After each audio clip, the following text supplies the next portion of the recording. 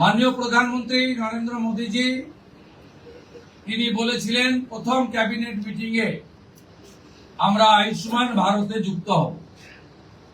আমরা আয়ুষ্মান ভারতে যুক্ত হলাম এবং সংশ্লিষ্ট দপ্তর কেন্দ্রীয় স্বাস্থ্য দপ্তরের সঙ্গে প্রয়োজনীয় যে এগ্রিমেন্ট অন্যান্য যে বিষয়গুলি রয়েছে সেটা স্বাস্থ্য সচিব, মুখ্যমন্ত্রীর দপ্তরের উপদেষ্টা এবং মুখ্য সচিব মিলিতভাবে অতি দ্রুত সম্পন্ন করবেন।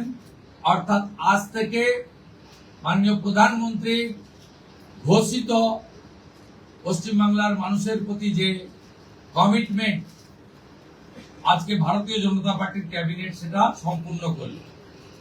এর সাথে সাথে প্রধানমন্ত্রী জন আরোগ্য যোজনা, প্রধানমন্ত্রী ফসল বীমা যোজনা ক্রপ ইন্স্যুরেন্স, প্রধানমন্ত্রী স্কুলস ফর রাইজিং ইন্ডিয়া পিএমশ্রী, প্রধানমন্ত্রী বিশ্বকর্মা, বেটি বাঁচাও বেটি পড়াও, প্রধানমন্ত্রী উজালা যোজনা 3.0 এবং অন্যান্য কেন্দ্রীয় স্কিম বা সেন্ট্রাল গভর্নমেন্ট স্পন্সর্ড স্কিম আমরা যুক্ত হওয়ার সিদ্ধান্ত নিলাম।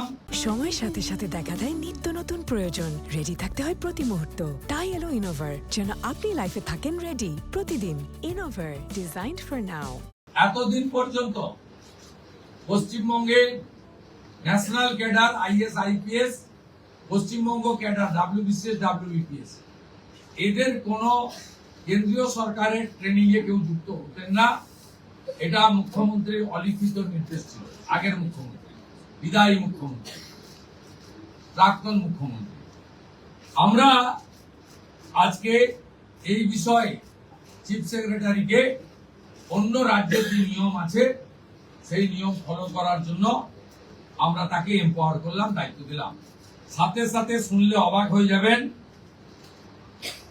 বিএনএস ভারতীয় ন্যায় সংহিতা যা মাননীয় প্রধানমন্ত্রী নরেন্দ্র মোদীজির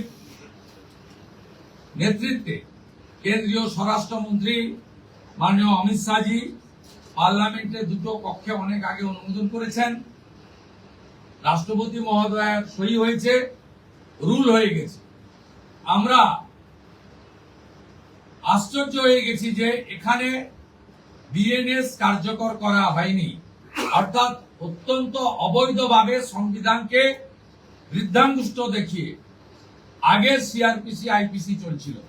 আজ থেকে বিএনএস এ যুক্ত হলো পশ্চিমবঙ্গ সংবিধান মেনে। আগের সিআরপিসি আইপিসি এই আইন আর থাকলো না। ভারতীয় ন্যায় সংহিতাতে আমাদের আজ থেকে কাজ শুরু হলো। এরও ছাড়পত্র ক্যাবিনেটের প্রথম দিলেন।